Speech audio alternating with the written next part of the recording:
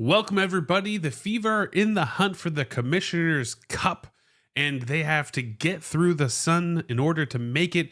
So, I'm going to break down what is the Commissioner's Cup, what are the keys to the game to beat the Sun, and what the Fever have to do to attend the Commissioner's Cup, and why it's so important. Without further ado, let's jump into it. The Commissioner's Cup is a mid-season tournament. Basically, you play a bunch of teams within your conference, and the best record goes to the Commissioner's Cup. And many of you may be asking, what's so big about a midseason tournament? Why does this matter?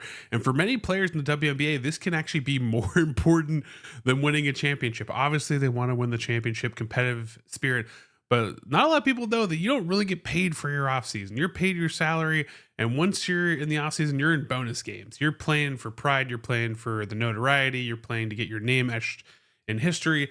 But the Commissioner's Cup actually has money on the line. So much money that in a lot of cases, it can even double players' salaries depending on how much they're paid.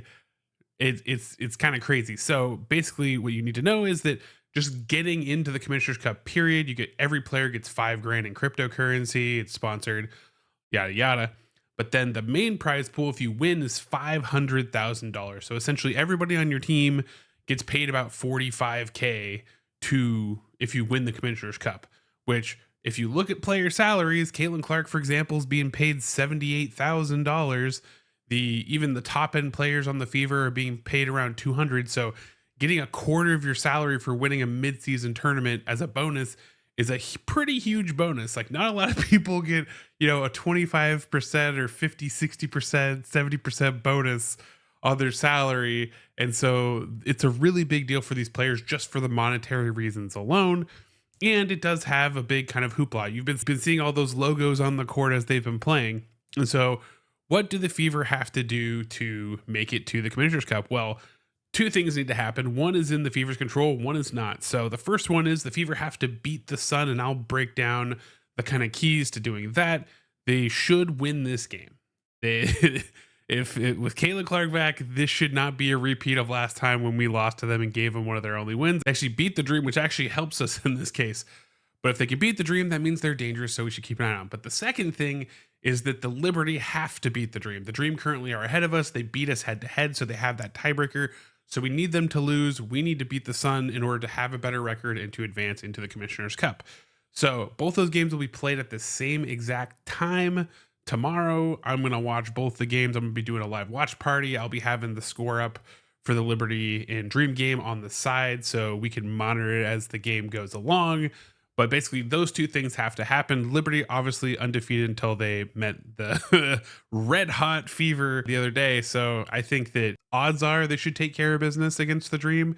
It's probably favored for the Liberty, but you never know because the Dream have been playing really amazingly, except for when they lost to the Sun. So with all that said, let's dive into how the Fever can beat the Sun. And obviously, beyond the obvious offensive tools that we have of Caitlin Clark being back and all this stuff, let's talk about specifically game planning for the Sun. Now, the Sun got Nelson Adota back since last we played them. She didn't have a great game, her first game back against the Sky, in which they gave up a triple-double to Angel Reese. But she should probably play better as she kind of warms up and gets more reps. Not everybody can be Caitlin Clark, am I right? So the first thing is we need to shut down Marina Mayberry. Last time the Sun shot lights out, they shot 50%. Normally they are a 29.7% shooting team. They rank 12th in the league in 3-point shooting. But if you let Marina Mayberry get going, she's going to burn you. You also have to look out for JC Sheldon, who is the highest current percentage shooter on the team. Sanaya Rivers burned us last time, but she's actually one of the lowest shooters, 3-point shooters on the team at 20%. So really what we just need to do is we need to contest threes. And I think if we're contesting them, then we'll probably be pretty good. Marina Mayberry is one of those players, though, that will get hot. So again, have to manage her, have to make sure we always have someone on her and making sure that her shots are difficult because she can get on Caitlin Clark like shooting sprees if you just let her go. Second biggest thing, and a point that we've actually just had a lot of trouble with, is points in the paint. And Tina Charles burned us last time. She burns most every team. You can kind of only contain her. You can't stop her. She's a lot like a Brittany Griner matchup. Again, we really need to have players that preferably are perimeter defenders that are not on our key 3-point shooters like JC Sheldon or Marina Mayberry. someone needs to cheat down, and as soon as that ball hits the floor, they need to be on Tina Charles, and we need to be in double teams, make them kick out, close out, do whatever you can to make a difficult shot, and we'll probably be able to grind them out that way. The other thing we need to do is to keep tempo. Now, this is something that we did amazing last game, part of why we beat the Liberty.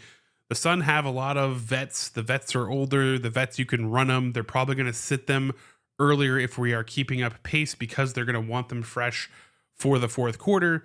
And so I think that if we can keep up tempo, if Colson can have another great game like she had last game, while Clark is getting rest and getting a breather and recharging, then I think we should be able to close out this game. But on top of that marathon-like mentality, because even if the Sun have a hot start, they'll blip out for a long time and you can come back on them. So we just always have to keep our focus, and we can outrun this team in a marathon.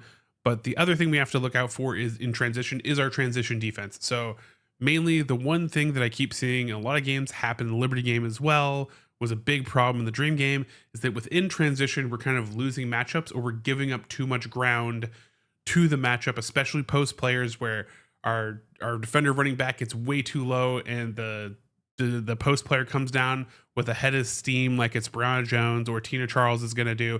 They get really deep on us when they get the ball, and then their shot is going to be that much easier. They have a lot more room to work, and that is going to work against us pretty heavily. So need to be able to pick them up sooner, fight to keep them off that low block.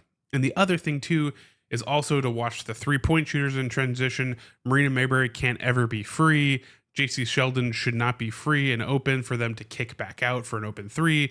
That is how we will get punished. So making sure that we're key in our assignment, we're running and sprinting back as much as we're sprinting down the court. And especially because Marina Mayberry likes to answer threes. So I mentioned this already, but whenever you make a 3, Marina Mayberry will come down and she will try to answer right back. Actually, I gave her a nickname last year that she was the answer. That was my nickname for her, because the team would make a 3, we would make a 3 in the playoffs. She'd come right back down, boom, hit a 3. And then she starts to get hot. She starts to get going. And she is kind of like Caitlin Clark in the fact that she will just run down the court and just take that like early transition 3 right off the bat. Now, not as deep as Caitlin Clark, but she will do it. So again, just need to know our personnel, know our players, and be able to beat them in transition. And so with all that said, I think that for this game, it's going to feel probably like when we play the Sky. I think that the Sun don't have the firepower to really go toe-to-toe with the Fever, especially if our players are firing all cylinders. We're going to need a lot of players to have bad nights. I think that even if Kelsey Mitchell or one player here or there has a bad night, we're still going to be playing really, really well in this game. So I'm not too worried about that. And I think that Caitlin Clark is going to be on triple-double watch from the beginning. You know, if this team is giving up triple-doubles to Angel Reese, that Caitlin Clark is a shoo-in to abuse the weaknesses of this team. And I think that she's probably going to do it. So with all that said, let me know down in the comments what you think about the upcoming game. Is there a key that you're looking to? Do you think that any of the keys that I point out are dead on? And then also, did you learn something about the Commissioner's Cup? Do you know why it's important? Are you excited for it? And with all that said, remember, you're going to be amazing today because you are amazing. And I'm going to catch you next episode.